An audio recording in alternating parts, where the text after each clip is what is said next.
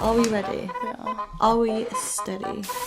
What was the most immediate harsh truth you faced when you started your fitness journey?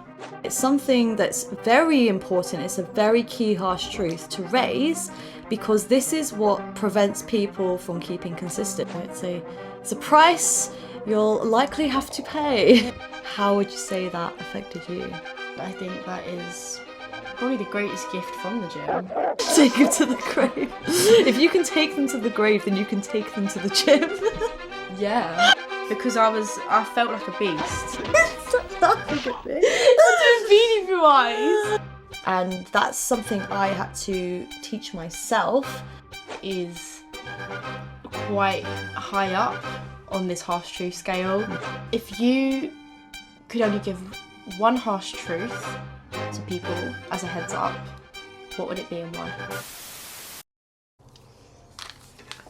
Are we ready? We are. Are we steady? We almost are. Does it look a bit weird that this is like that? Should be like that. It's fine. It's a nice line. It's not nice.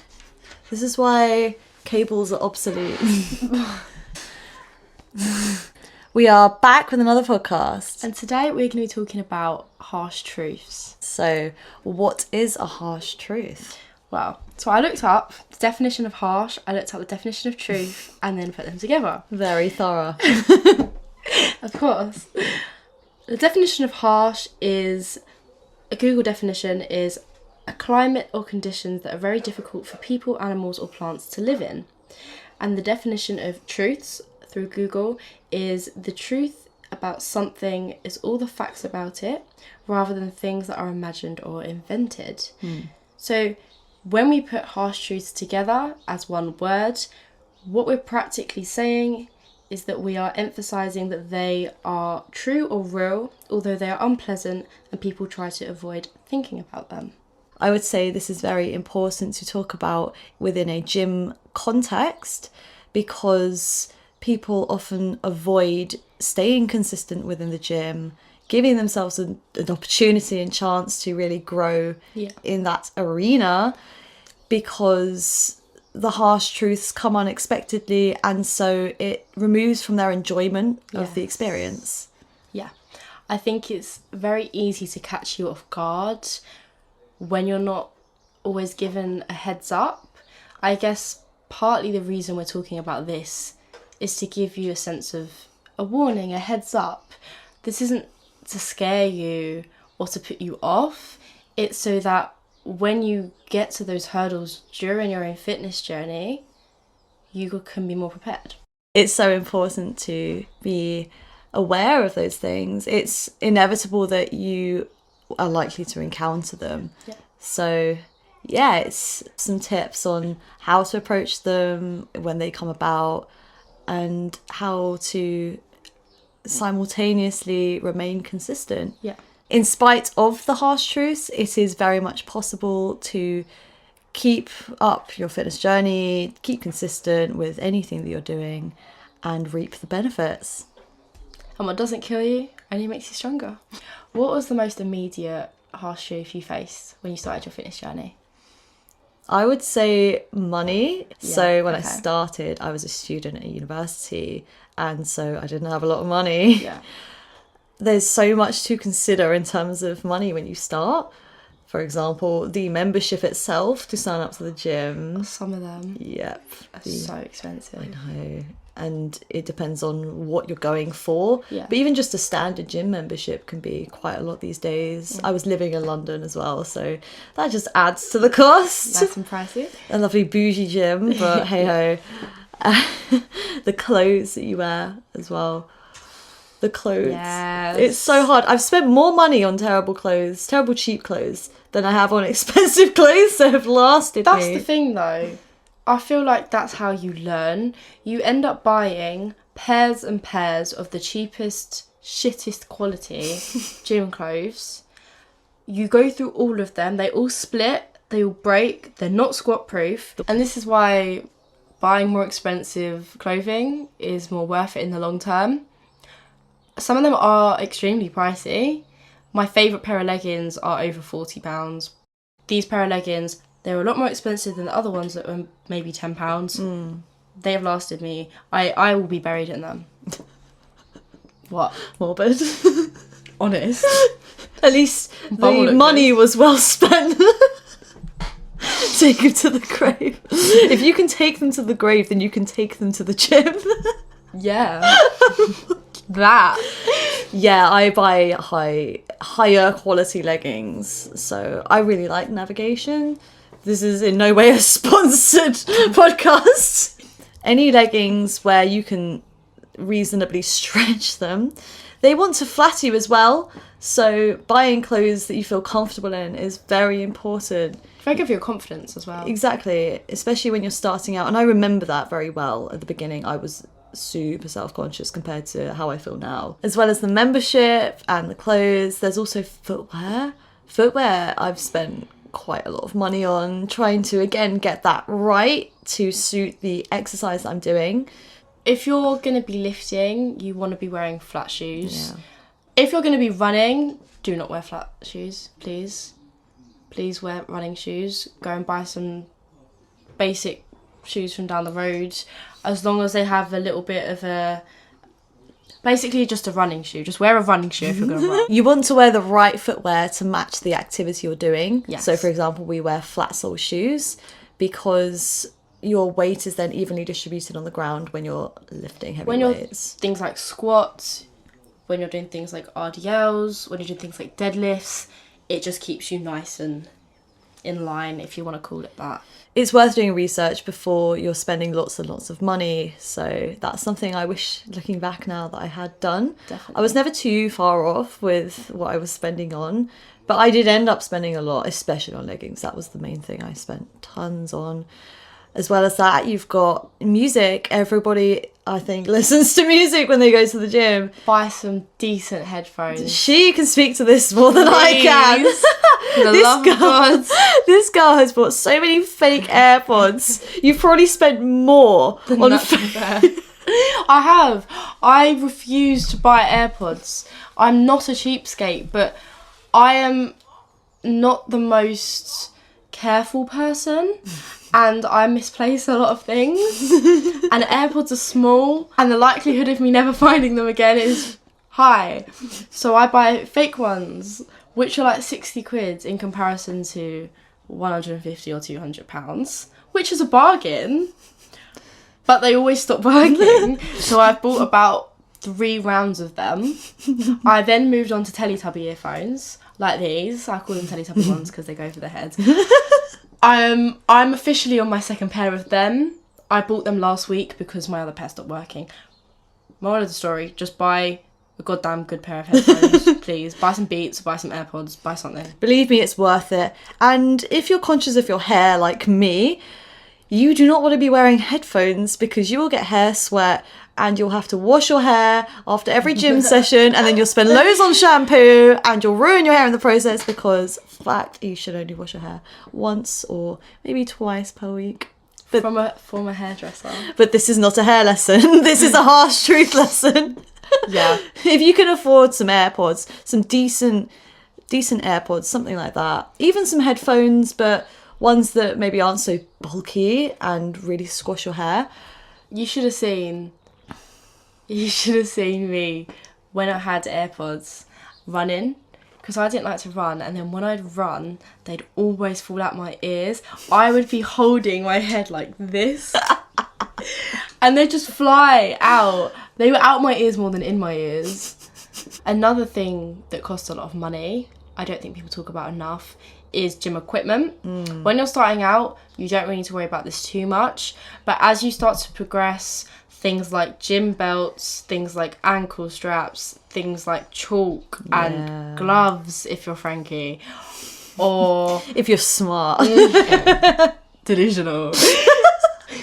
This is a debate we have a lot. It is. I like my calluses. Regardless, all this kind of equipment, you will eventually splash the cash on. It is worth it, but it is money. I was so certain that I could just get away with the cheap stuff. But when you find out the cheap stuff is cheap for a reason, you end up spending a lot more. Look at reviews. Look at websites. Ask people in the gym what they use, because others will have been through Yeah. the same process. That's very true. Another thing that's related to spending lots of money is food. Protein snacks. Protein bars, protein powders, shakes. Yeah. you name it. Energy drinks, if you're anything like me. Yeah. And just generally food, healthy foods are a lot of money. They are. If you're buying organic foods, they tend to be pricier and they are better quality, generally healthier for you. So it's a cost to consider. Yeah. And it is important what you eat. It has to match the way in which you're training. You need to fuel your body for the tasks you're asking it to do. Nutrition is a very big role when you're looking to progress in the gym or just to improve your health in general. You really do need to pay attention to what you're eating, how you're fueling your body. That will require some sacrifices in your diet. Limiting your sugar and increasing your fruits and vegetables, for example, is just one of them. I'm not here to give you a science lesson. Regardless, you get the gist, fruit is more expensive than sweets. So money is going to add up. Exactly. So it's a price you'll likely have to pay. It is. But it is worth it. Oh, It is yeah. worth it. Other than money and the frustrations that come with that, I found pain to also be a very prominent, harsh truth for me. Yes. How would you say that affected you? Yeah, pain is quite high up on this harsh truth scale. Yeah. It's not a bad thing, but it is something that you will most likely experience. You're not just going to see it because you're training in the gym and lifting weights is hard and makes you feel achy. It's also in the little things. For example, bruises. Yes. All of my girls out there that do hip thrusts, the bruises on your hips, I'm sure a lot of people can relate. They kill. They fucking kill. You've even drawn blood once. I did. I tested a 1 rep max and I drew blood. Luckily, I was very happy because I felt like a beast. I didn't look like a beast. I looked like a zombie. I can definitely relate to the pain. Stop laughing at me. I'm beating your eyes. I can definitely relate to the pain that you're referring to with hip thrusts. I've certainly had bruises in my time, especially starting out. Because your body ain't used to it. Yeah, It's I don't screaming at find you. I have them anymore. If you're a complete nutter and you don't use a hip thrust pad, Anyone that hip thrusts without a hip thrust pad, I just want to talk. I just want to talk. Please. 5 minutes. 5 minutes. it will change your life. Yeah, the bruises are so bad. And the thing is about them is that they always look really dodgy because of where they are. Like when I went on holiday with my family and my mate, who was also into the gym, and we were both obviously in bikinis, and I had really big bruises and it looks so bad. And my mate didn't have any. So it looked really dodgy because if it was from the gym, surely she'd have them as well. So they were like, what are those bruises on your hips? And I'm like, they're from the gym. On top of bruises on your hips, calluses. The famous debate. Me and Frankie's favourite debate ever. If you don't know what a callus is essentially dead skin. So calluses appear wherever you're clenching your skin. So, for example, if you have a heavy dumbbell and your fingers are clenched around it, the skin folds and the weight of the dumbbell crushes down on it. And over time, what that does is it traps the skin, so it creates a fold, and therefore the skin bunches and becomes very hardened over time. And that's what causes these. Calluses. And they don't always look like this. They look like this because I fake tan. For those of you that aren't watching and are listening, just type in fake tanned girl with calluses and you'll get a good picture of what my hands look like. It essentially makes her calluses look darker They look very orange. because the fake tan has also bunched up where her skin's been. You can actually prevent calluses if you wear things like gloves. I don't do this, and a lot of people don't do this. If you ask majority of people in the gym, I'm very confident if we went and surveyed our gym community, We wouldn't have to survey them. We could just look at them. I'm pretty sure majority don't wear gloves from what I've seen. From what you've seen and what we may survey. That in there, please. Oh, that's amazing. Yeah, I think most people don't wear gloves because I personally don't, because of my grip. I'm trying to improve my grip strength at the same time, and because wearing gloves just it takes my credibility away from my hard work. I'm very indifferent when it comes to wearing gloves, so I do hairdressing and barbering outside of the gym and PTing. Therefore, keeping my hands in good shape. Keeping my hands hygienic is really important. I couldn't care less for grip strength personally. It does nothing for me. I also worry about my wrists, so part of me wearing gloves is actually to protect my wrists because they have wrist wraps on them as well. Yeah, I'd say it all boils down to your preferences, whether you wear gloves or whether you use chalk or you just go rogue. Or I just go rogue, but I get really sweaty hands. I do need chalk. Even just talking about it's making my hands get clammy. That's so weird. Feel my hands. I don't want to. Ew! It's like you say it and it happens. My body's a machine.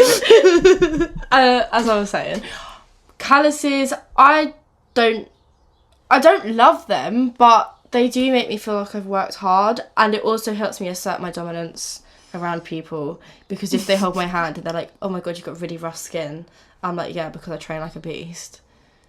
And then they're like, sorry.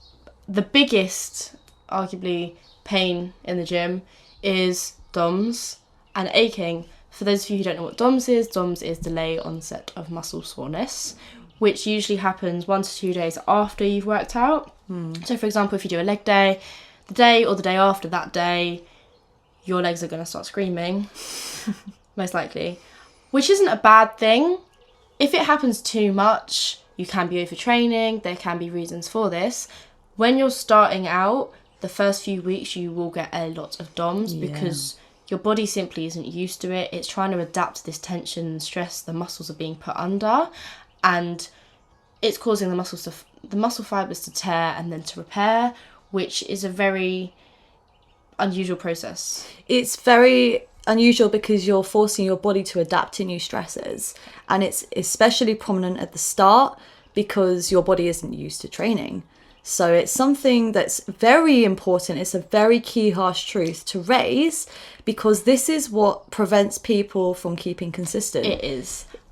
The amount of people I've spoken to, this is going to be more aimed at boys with legs. That's my best example I can use. I'll talk to a guy and they'll tell me how they don't train legs. And their reasoning will be, whenever I train legs, my legs hurt afterwards, so then I can't train them again. That shows it's because you haven't trained them enough, your body hasn't got used to it. The more you start to train, if you're frequently training legs 2 times a week for a month, within 4 to 6 weeks, you're not going to ache. Those sessions that you push that extra bit, or you try and mix something up and increase the weight or increase the volume, yeah, you have a chance of it happening, but it won't be as a regular thing.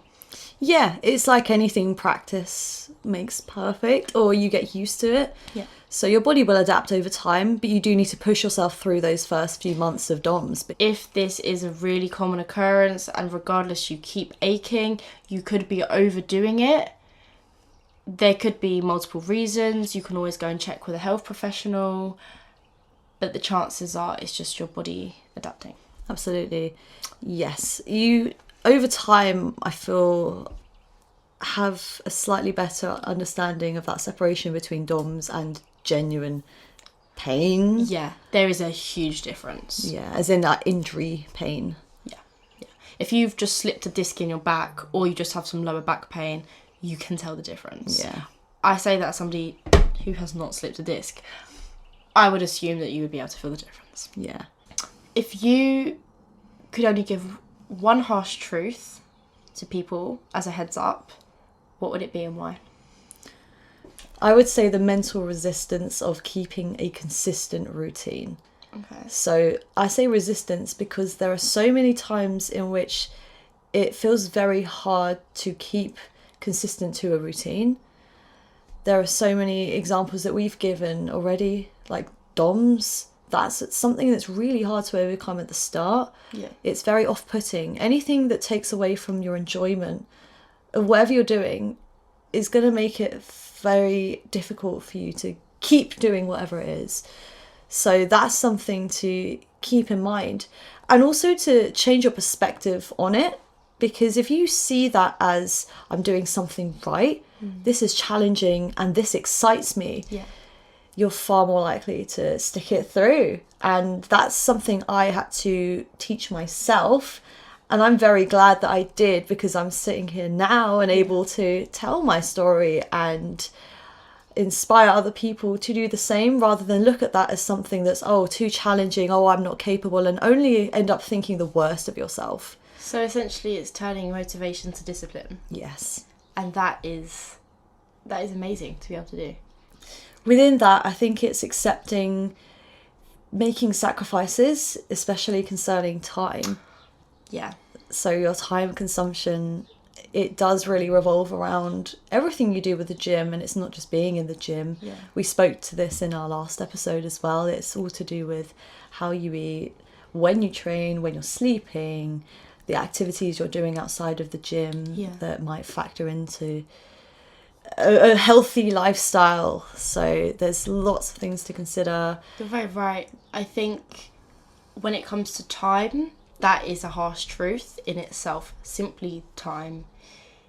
It's not as straightforward as you get up, go and do a session and go home. You do have to factor in a lot of things around it. Simply the fact of how long before do you want to eat, time it takes to get there, to stretch, eating well afterwards.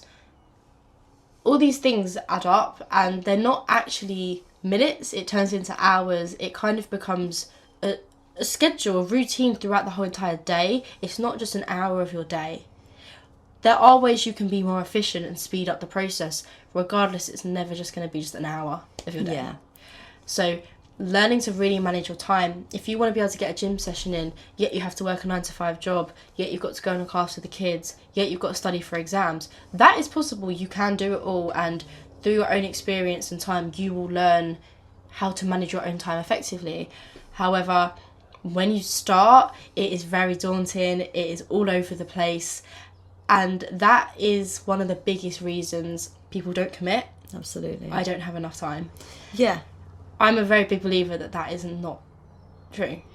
Yeah. You'll make time. There is time where you make it. I think it's about managing your own expectations of time and your priorities. Priorities, yes. I know when I started, my expectation was that I would find the process far quicker to get to my end goals. Yeah. Perhaps because all I was seeing was the end goal. And so it was easy to let myself believe that this can happen not overnight, but within a month, and that was very much not the case.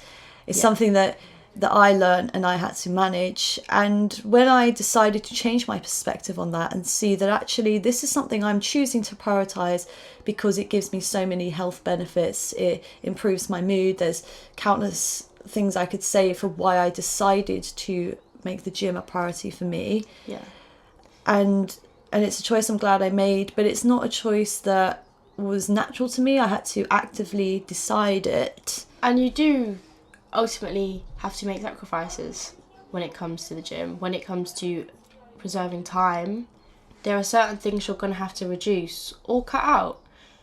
I had to, example, if I was going to be working a shift that goes into the evening and I like to train in the evening, I might have to sacrifice an hour of sleep in the morning to get up a bit earlier and train. No matter what your routine may be, it's always possible to change that, and it's always possible to achieve the things that you find are important to achieve. For example, if you want to impose a regular gym routine in your life, it is very possible to do, but it's always going to be hardest at the start. It's a trial and error process. It has to work within your personal routine and schedule and to meet the rest of your priorities within that day, within that week. Yeah. But it's very possible. It's just about seeing that it's possible and putting the work in to make it happen. What do you think the most surprising, harsh truth was for you? it was definitely the aspect of time Yeah. for me. Learning to really manage my time and make the gym a priority. It showed me if I really wanted to go that much, I'd have to shift things around in my daily routine Yeah. in order for me to go. And that was harder than I'd ever anticipated. Yeah. Leading off of time, energy. Oh my God.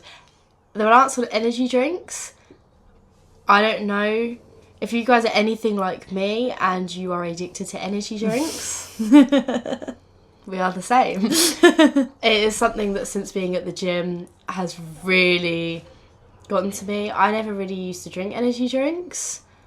I have now become dependent on them.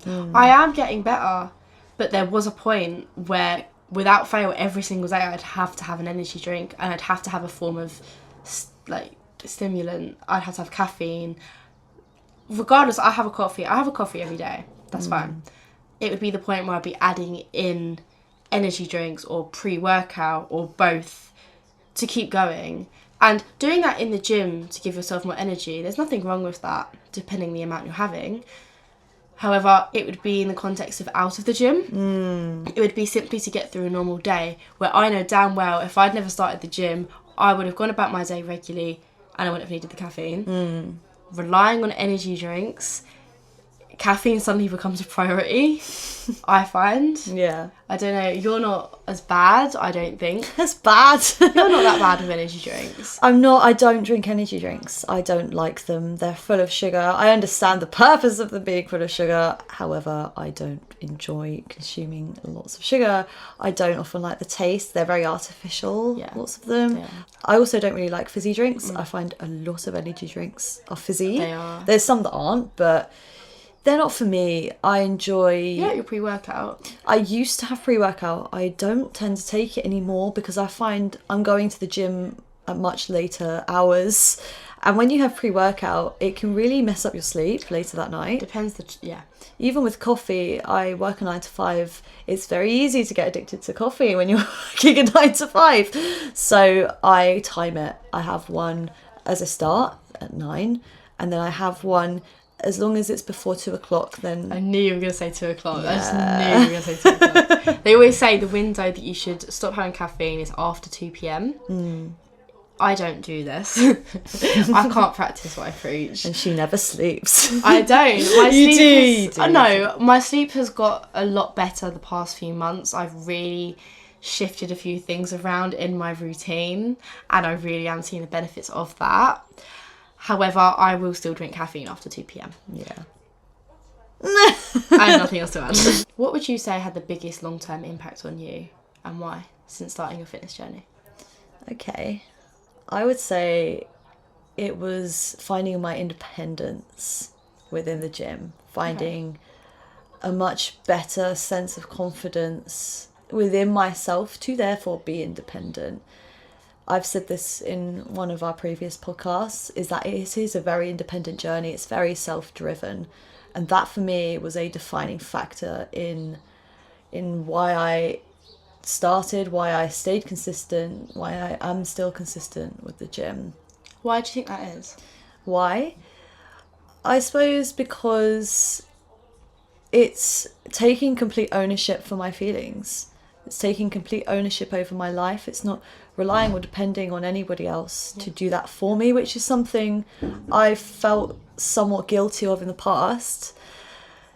I find, therefore, the relationships I have, in spite of however they may turn out, they feel very stable and very secure in my life now. And they're relationships I've worked very hard on because I've been able to. I've been in a good place to do that. The gym's really improved your mental state as well. Exactly. Yeah. I agree with that. I think independence is so underrated when it comes to the gym. When you go to the gym, something that I always thought was you're in a big room full of tons of people. How the hell are you independent? The thing behind it is, unless you have a gym partner that you're always going with, when you go to the gym, you are going alone. It is an act that you do alone. You work on your own, you hit personal bests on your own, you build strength on your own, you build confidence. All of these things you're doing for yourself, because no one else can do that for you. No one can pick up a weight for you and then you can't take the credit. You can either do it or you don't. Yeah, you can have accountability with people, but realistically it's always self-driven. It is. That is the one thing no one else can do for you. They can't build muscle mass for you. They can't lose weight for you. No one can do that except you. Yeah, I think when you say it like that, the whole independence, it comes further than just in the gym. You start practicing that in life, and you start really looking at everything around you and doing things that are best for you. Absolutely. You reevaluate all that you know. You reevaluate how you see things, I find, at least. And that touches on when we spoke about previously friendships, and I spoke to my old friend group, and in that respect, it's the same principle. That's where it comes from. That whole being used to being alone, you then reevaluate, as you said, everything and everyone you're around, and you really do what you think is best for you. Yeah. And I think that is probably the greatest gift from the gym, to Absolutely. be honest. To think of how we started, even in this episode of Harsh Truths, we spoke to the immediate start of money. Yeah. We've ended this episode talking about relationships and something a lot deeper and a lot more valuable, in a sense, talking about something that's so precious and so valuable from within. Exactly. And if we're speaking very specifically to our journeys, it's led us here today to doing this podcast. I would not be sitting here with you. I would not be in your house. I would not know you. No. Yeah, it's been a good journey, and one I would recommend to anyone, because it's always possible so long as you make it possible. Really, it really, really is.